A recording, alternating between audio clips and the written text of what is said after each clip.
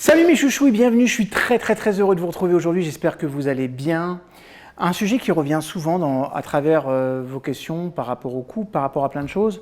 Et puis c'est un sujet qui est extrêmement récurrent aussi en ce qui me concerne, puisque j'en parle souvent, c'est l'amour. Alors avant de vous parler de l'amour et ce que disent les neurosciences, parce que vous avez beaucoup posé de questions autour de l'amour, les neurosciences, qu'il y a eu des recherches là-dessus, je vais vous en parler.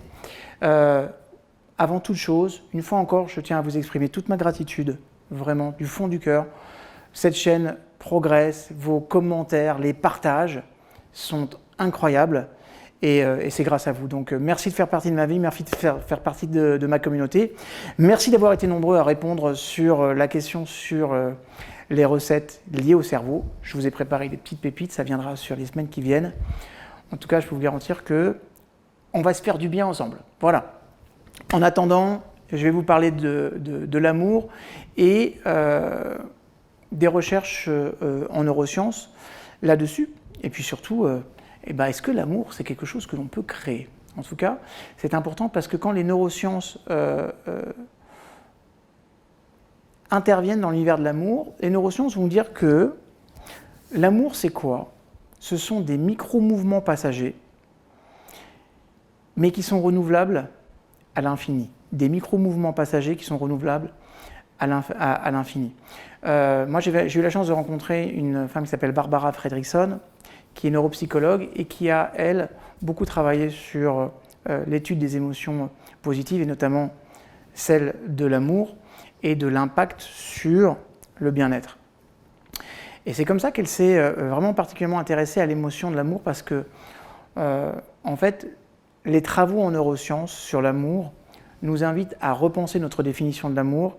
Le but, c'est de comprendre à quel point l'amour est une source incroyable pour renforcer notre santé mentale et notre santé physique. En tout cas, pour les neurosciences, l'espèce de conception qu'on qualifie de romantique de l'amour, selon laquelle l'amour serait un énorme sentiment qui apparaît une fois dans la vie, pour le meilleur et pour le pire, en fait, les neurosciences disent ça, c'est complètement incorrect. Que la vérité de l'amour, c'est de trouver dans le corps et dans l'interaction avec les autres, et ces autres peuvent être n'importe qui, hein. C'est-à-dire que, je veux dire, le plaisir d'une conversation avec une personne qu'on a croisée dans une salle d'attente, peut-être une interaction qu'on va avoir avec un enfant, une communion qu'on peut avoir ensemble pendant un grand événement, que ce soit un spectacle, avec un événement sportif. Ça peut être une conversation que je vais avoir simplement avec mon voisin ou ma voisine, ou un sourire que je vais échanger avec un passager dans les transports en commun. Pour les neurosciences, tout ça relève de l'amour. D'accord? Ça veut dire quoi? C'est-à-dire que les neurosciences affirment également que nous pouvons faire naître l'amour à tout moment. Ça, c'est très intéressant. Alors, je sais qu'il y a des très grands détracteurs de l'amour qui disent « Non, l'amour, c'est quelque chose que je ne veux associer que dans mon couple. » Ok, mais quel dommage. D'abord, vous n'avez pas remarqué que souvent on dit j'aime mon job » ou « j'aime pas mon job ». J'aime mon environnement ou je l'aime pas. J'aime cette ville ou je l'aime pas. J'aime ces gens ou je les aime pas. Ok? Donc, croyez-moi, l'amour est un fondement génétique essentiel sur lequel on va devoir reposer tout notre mode de fonctionnement.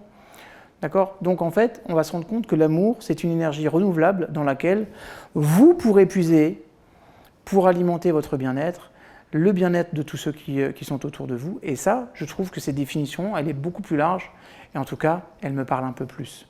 En tout cas, alors c'est vrai que quand les neurosciences arrivent, ils vont nous proposer quelque chose qui est un petit peu inattendu par rapport à l'amour. Quand on nous dit que ce sont des micro-mouvements de résonance positive entre plusieurs personnes qui sont passagers, ces moments sont passagers, et que le corps réclame ces moments comme des sortes de nutriments essentiels, okay, et en fait, on va se rendre compte que c'est vrai. Quand on fait des analyses IRM, IRMF, on va s'apercevoir que la libération d'ocytocine, l'activation de certaines zones cérébrales vont nous permettre de comprendre que là, on est dans quelque chose que l'on aime. Okay, parce qu'à contrario, on pourrait très bien être dans le rejet. Mais ce qui est intéressant surtout, c'est que ces micro-mouvements, en fait, ils nous changent. En fait, ils il forge chez nous de nouvelles alliances avec des inconnus. Ça veut dire que ça va transformer, par exemple, des simples relations en amitié. Et ça renforce les liens avec ceux qui nous sont chers. Donc, tout ça, là, c'est extrêmement important. Et ce que disent les neurosciences, mais pas simplement les neurosciences, également la psychologie positive, est vraiment intéressante. En tout cas, pour toutes ces disciplines-là, l'amour, c'est synonyme de résonance positive. Donc, une résonance positive qui apparaît quand 3 phénomènes sont liés. Combien ? 3. Ces 3 phénomènes doivent être présents simultanément pour qu'on puisse parler d'amour. Je vous les donne ? Ok. D'abord, premier phénomène, c'est le partage d'une ou plusieurs émotions positives. Ça peut être la joie, l'émerveillement, le rire, la gratitude, la curiosité, la sérénité. Et on va partager ce moment-là avec quelqu'un d'autre ou alors avec le sujet. C'est-à-dire que si je dois parler d'amour de mon travail, eh ben, c'est clair que je dois vivre des choses positives, des émotions positives que je vais partager avec mon boulot. D'accord ? Mais pour parler d'amour avec une personne, je vais devoir partager des moments qui sont des moments agréables. D'accord ? Ça, c'est le premier phénomène. Il y en a 3. Le deuxième, c'est une espèce de synchronie entre les réactions biochimiques et le comportement des 2 personnes. Vous avez remarqué que, par exemple, quand 2 couples marchent ensemble, ils marchent à la même cadence, au même pas, okay, très souvent, et que hier, dans une conférence, un de mes amis me fait souligner, mais d'accord, mais et si la femme, elle est petite et le monsieur, il est grand, eh ben, peut-être que les jambes ne seront pas synchronisées, mais les bras le seront. Et vous savez quoi ? Ces synchronies, c'est quand l'autre termine mes phrases. C'est quand un simple regard suffit. C'est quand un simple sourire nous apaise. D'accord ? C'est quand on va finir les phrases à la place de l'autre. Et ces réactions physiologiques à l'intérieur du cerveau, par exemple, on s'est rendu compte que des personnes qui s'aiment vont très régulièrement, et encore plus quand on va être dans quelque chose de positif, dans une émotion partagée positive, on va libérer tous les 2 en même temps de l'ocytocine. D'accord ? Donc d'abord, j'ai des émotions positives partagées. Deuxièmement, j'ai une synchronicité en termes de gestuelle et de biochimie. Et puis troisièmement, une intention mutuelle de contribuer au bien-être de l'autre, qui entraîne une certaine forme de sollicitude réciproque. D'accord ? Et c'est ça qu'on appelle la résonance positive.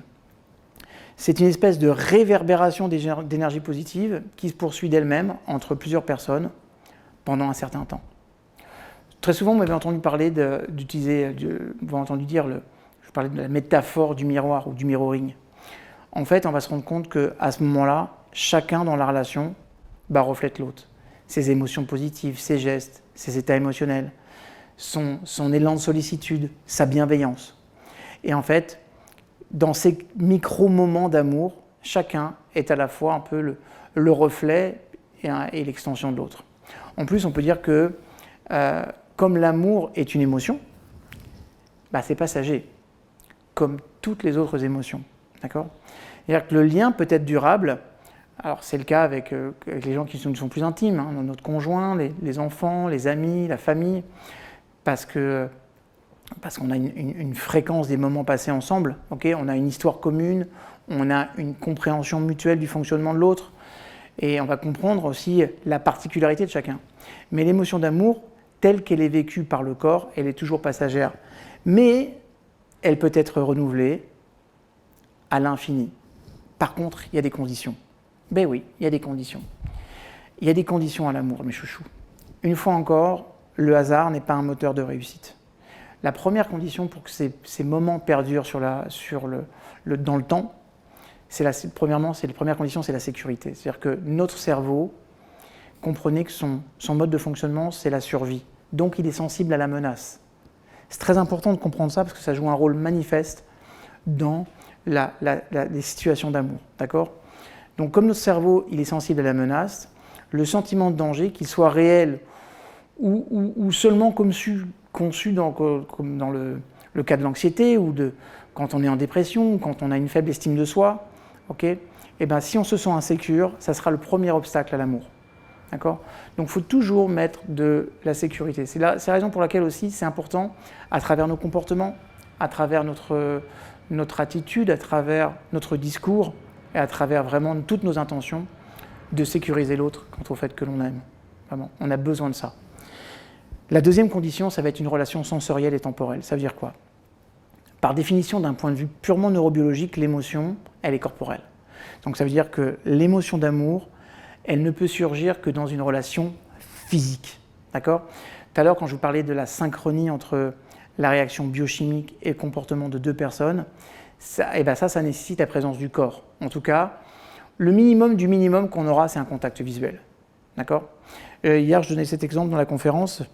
Dans les années 1920, dans le Caucase, il y avait des enfants qui étaient orphelins. Et ils ont décidé de faire un test.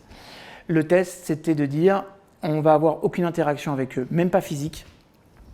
Quand on va les nourrir vraiment de façon parcimonieuse. Ces enfants vont grandir ensemble, vont évoluer ensemble. Est-ce qu'il va y avoir un langage universel qui va se proposer, qui va sortir, puisque personne ne les éduque? À la base, l'étude devait être sur le langage universel. En fait, au bout de 2 ans, tous les enfants étaient morts.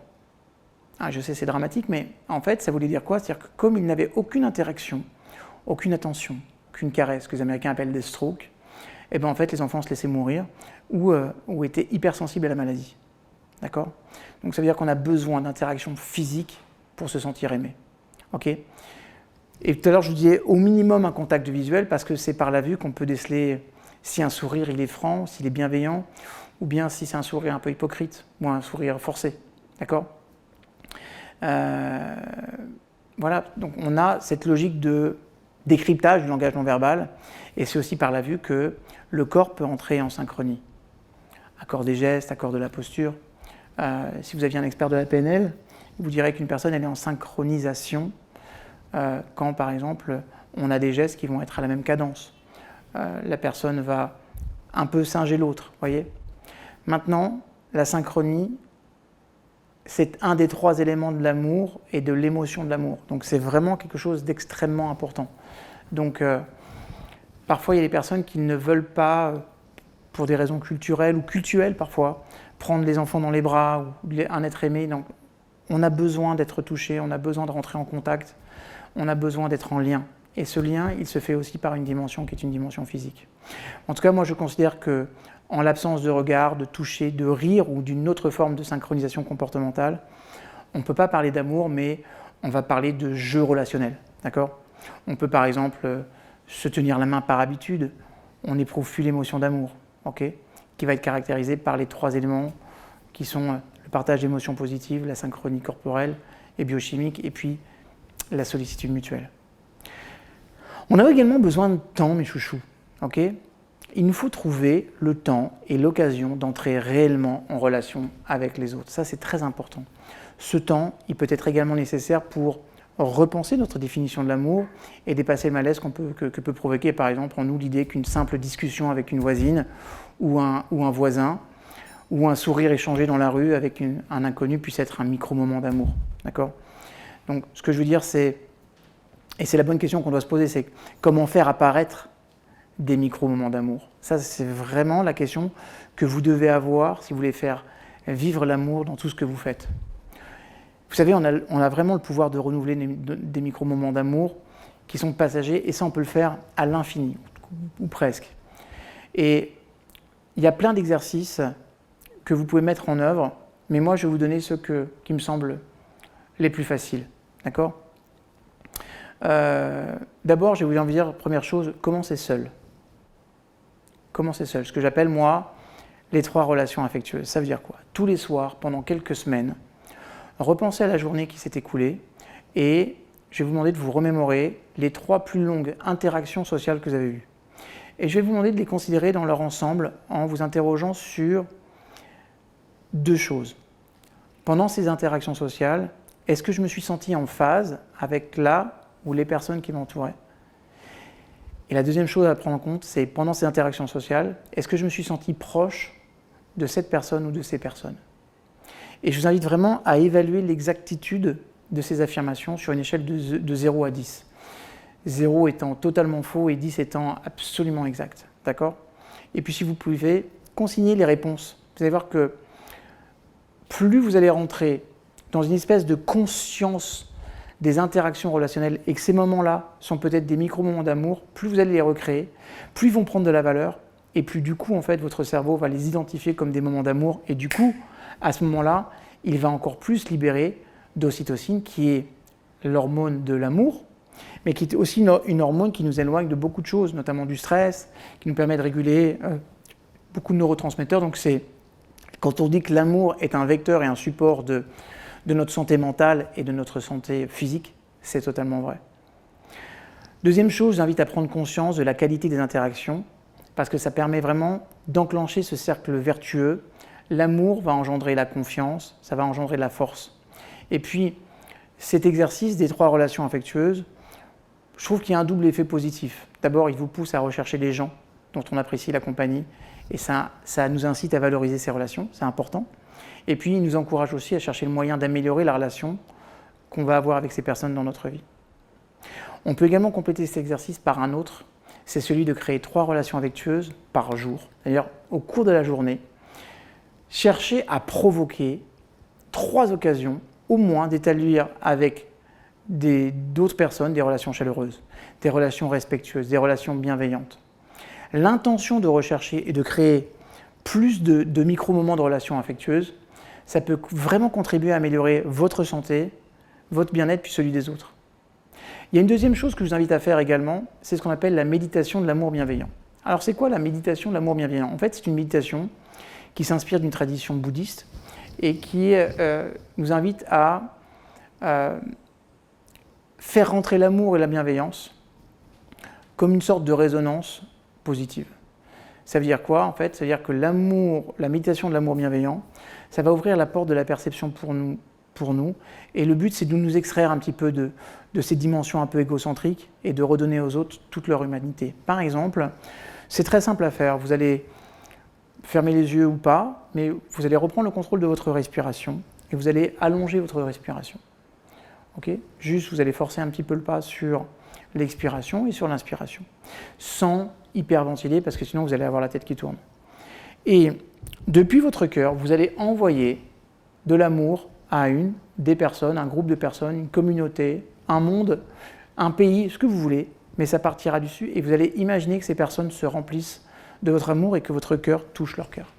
D'accord? Vous allez voir que quand vous faites ça, en fait, ça élimine beaucoup les conflits et puis ça remet en cause un peu notre tendance naturelle à traiter les autres comme de simples accessoires ou des personnes qui jouent qu'un espèce de rôle secondaire dans notre vie. D'accord? En tout cas, il y a plein de tests et de recherches sur la méditation de l'amour bienveillant qui ont montré que ça peut s'appliquer à soi-même, aux personnes qui sont proches. Ça peut également être élargi à tous les êtres vivants, okay, du plus proche au plus lointain, mais par contre, ça marche du feu de Dieu. La dernière chose que je vous conseille, non, l'avant-dernière, c'est la compassion. Créer de la compassion au quotidien, c'est extrêmement important, mes chouchous. Dans des moments du quotidien, au milieu de cette agitation, il est possible de s'arrêter pour voir les autres, justement, autrement. Ça veut dire quoi, mes chouchous? Portez votre attention sur leur visage, sur leur posture, sur leurs éléments de communication, verbal, non verbal. Est-ce qu'ils ont par exemple le dos voûté? Est-ce qu'ils ont les sourcils tout le temps froncés? Est-ce qu'ils soupirent régulièrement? Et puis, arrêtez de voir les autres comme de simples passants, d'accord?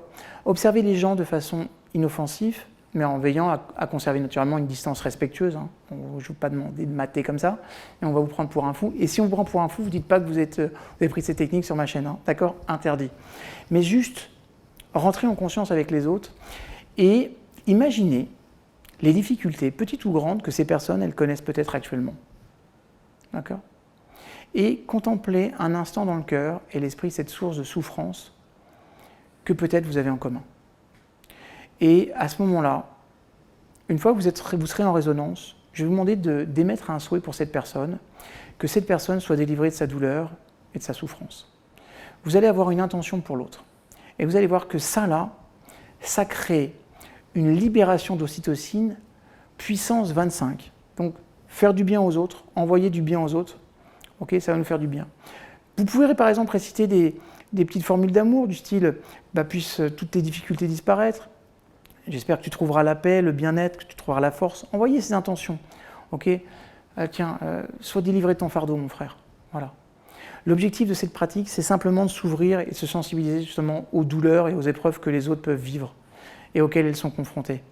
Et c'est nous qui risquons d'être le plus transformés. C'est ça qui est magique, parce que en ayant cette intention pour les autres, ça nous nourrit et ça nous transforme de façon excellente. La dernière chose, c'est la réjouissance. Accueillir avec amour le bonheur d'autrui. La réjouissance aimante, ça permet de se relier à celles et à ceux à qui la chance sourit. C'est vrai, on pourrait tenter de croire que parfois les événements heureux, par définition, se traduisent toujours par des sentiments agréables. Ce n'est pas tout à fait vrai. Okay, ce n'est pas toujours le cas. Et si les événements heureux peuvent procurer des moments de joie, de gratitude, de sérénité ou d'amour, ça dépend de l'intérêt que les gens portent à ces événements, de leur investissement dans cet événement, puis à l'inverse, éventuellement du désintérêt, voire de l'espèce d'indifférence qu'ils pourraient avoir. D'accord ? On peut apprendre à prendre les bonheurs des autres comme des événements à chérir et à célébrer. Parce que ce sont des moments qui vont créer plein d'occasions de réduire la distance sociale, justement, et de créer des conditions pour une résonance hyper positive. Vous savez, offrir du soutien aux gens quand ils vont bien, c'est aussi important que de leur offrir quand ils vont mal. Je le crois. Ce sont précisément les moments où nous nous réjouissons du bonheur de quelqu'un que ça lui fait comprendre que d'abord on tient réellement à lui, que ça lui donne à penser que en fait, nous lui donnerons soutien dans des périodes difficiles. Et je crois que quand on aime vraiment quelqu'un, on se réjouit pour elle. D'accord ? Et ça, c'est exceptionnel. Et cette réjouissance aimante, elle peut prendre la forme d'une formule, je sais pas, puisse ton bonheur et ta chance se perpétuer, j'espère que ça continuera comme ça, je suis très heureux pour toi. Mais vous allez voir que si vraiment vous faites ça, si vraiment vous êtes dans cette dynamique-là, vous pourrez passer à un niveau supérieur dans votre vie et indéniablement vous réussirez. C'est certain. Si vous avez aimé ces vidéos, vous savez quoi ? Partagez-la, likez-la, proposez-la à plein de personnes et dites-moi ce que vous en pensez. Et surtout, dites-moi quel va être l'acte d'amour que vous allez avoir aujourd'hui. En tout cas, vous savez quoi, moi, cette méditation d'amour bienveillante, je vous en envoie plein. Je vous envoie plein d'amour en chouchou. Je vous retrouve sur une prochaine vidéo.